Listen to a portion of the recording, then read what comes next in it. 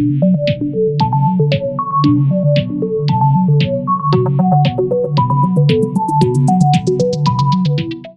నా ఇల్లేగా, మా ఇంట్లోనే ఉన్నాను, హైదరాబాద్లో ఉన్నాను.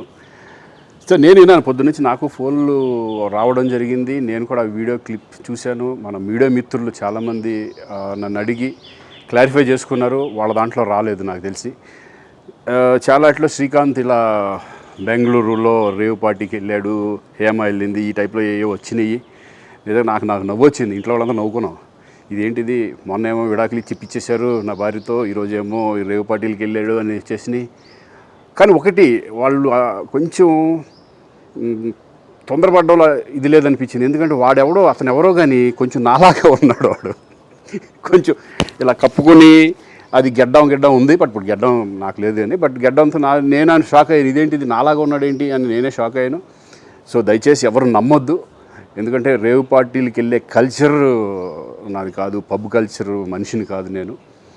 ఒక్కోసారి బర్త్డే పార్టీలకి వెళ్తాము, ఒకవేళ తెలియకుండా ఏదైనా వెళ్ళినా ఒక హాఫ్ అన్ అవర్ నుండి వచ్చేస్తాం తప్పితే అటువంటి ఏమీ లేదు. రేవ్ పార్టీ ఎలా ఉంటుందో కూడా నాకు తెలియదు.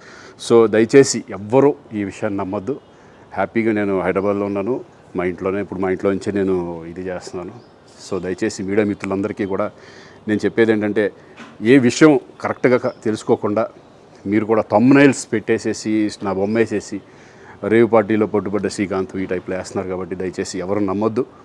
అది అతను అలాగా ఉన్నాడు అనే ఒక విషయంలో మీరు పొరపాటు పడి ఉంటారని నేను అనుకుంటున్నాను. దయచేసి అది నేను కాదు. Thank you. ఇటువంటి అన్నీ కూడా నిజంగా కొంతమంది, వాళ్ళందరికీ నిజంగా థ్యాంక్స్ చెప్పుకుంటున్నాను నేను.